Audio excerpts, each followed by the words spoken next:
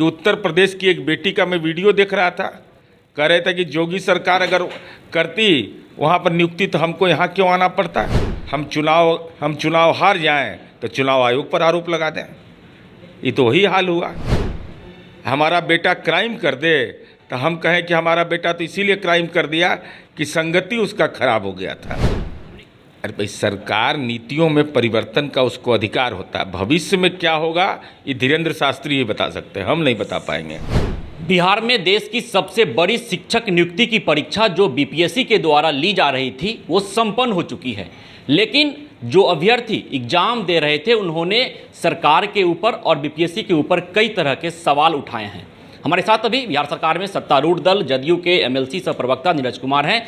नीरज जी, कई तरह के सवाल अभ्यर्थियों ने उठाए हैं कि आउट ऑफ सिलेबस क्वेश्चन पूछा गया, बीपीएससी ने लेवल काफ़ी हाई कर दिया था।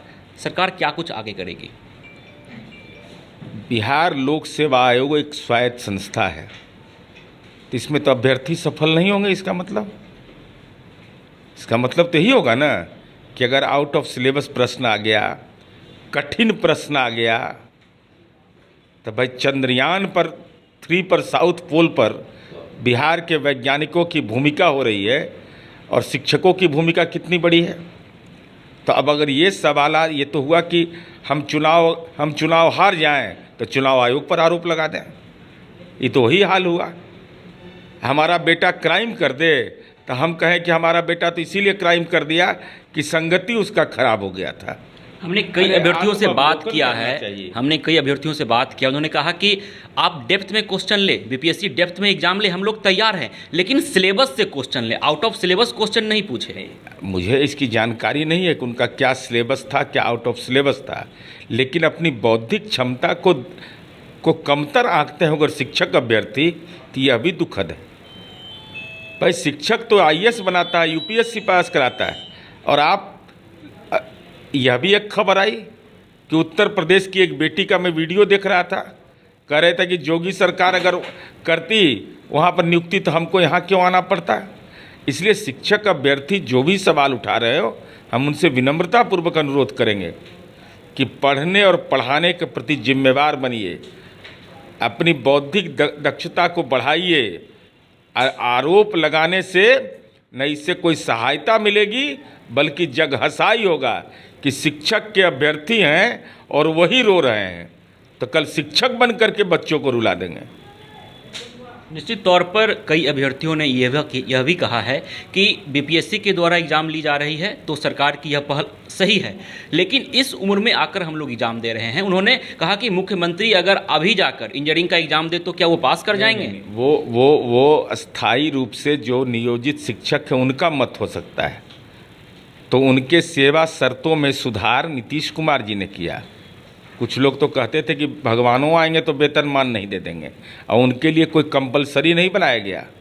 उम्र सीमा को शिथिल करके पंचायत नगर निकाय नियमावली बना करके देश में नीतीश कुमार जी पहली सरकार थी जिन्होंने शिक्षकों की नियुक्ति की थी। उनके लिए कोई बाध्यकारी है नहीं, और माननीय मुख्यमंत्री जी ने यह भी कहा है कि वो हमारे हैं, तो कल उनकी समस्याओं का हम निराकरण भी करेंगे। लेकिन उनके अलावा जो शिक्षक अभ्यर्थी हैं, अगर उनके मन के अंदर यह पीड़ा है प्रश्न के संबंध में, प्रश्नगत संदर्भ में, तो ये दुखद बात है।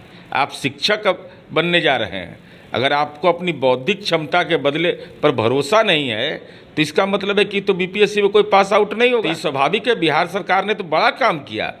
भाई, आज प्राइवेट इंजीनियरिंग कॉलेज का ज़माना है। आज 50 रुपया महीना पर नीतीश कुमार इंजीनियरिंग की पढ़ाई करवा रहे हैं, तो पब्लिक सेक्टर का बहुत बड़ा काम हो रहा है। सरकार वचनबद्ध है कि आगे भी बीपीएससी के थ्रू ही एग्जाम लिया जाएगा। अरे भाई, सरकार नीतियों में परिवर्तन का उसको अधिकार होता है। भविष्य में क्या होगा ये धीरेन्द्र शास्त्री ही बता सकते हैं, हम नहीं बता पाएंगे। तो निश्चित तौर पर बीपीएससी के द्वारा पहली बार शिक्षक नियुक्ति की परीक्षा ली गई और वह परीक्षा बिहार में संपन्न हो चुकी है। अभ्यर्थियों का कहना है कि आउट ऑफ सिलेबस क्वेश्चन पूछा गया है, लेकिन सरकार का साफ तौर पे कहना है कि अभ्यर्थी अपनी बौद्धिक क्षमता को कमतर नहीं आके। विश्वजीत आनंद, फर्स्ट बिहार, पटना। ये लो, मुंह मीठा करो। आज मैंने अपना जॉब छोड़ दिया, अब हम पूर्णिया वापस जाएंगे। जॉब छोड़ दिया है? मतलब ये घर कैसे चलेगा, हम करेंगे क्या और माँ बाबूजी क्या बोलेंगे? इसलिए मैं एक और मिठाई का डब्बा लाया। अपने बिजनेस के लिए लोन अप्रूव हो गया। अरे लोन अप्रूव हो गया वो तो ठीक है, लेकिन पूर्णिया में हम रहेंगे कहाँ? अपना घर भी तो नहीं है वहां। इसलिए तो एक और मिठाई का डब्बा अलग से लाया हूं। हमने पूर्णिया में घर ले लिया है, पूर्णिया के ई होम्स पैनोरमा में। पूर्णिया में पैनोरमा ग्रुप लेकर आए हैं ई होम्स पैनोरमा। बड़ा घर, आलीशान जिंदगी और अत्याधुनिक सुविधाओं के संग। अरे अरे, अब क्यों मुंह मीठा करवा रही हो? क्योंकि हम घर वापसी जो कर रहे हैं। घर वापसी की खुशी पूर्णिया में ई होम्स पैनोरमा के संग। E homes panorama, luxurious lifestyle redefined.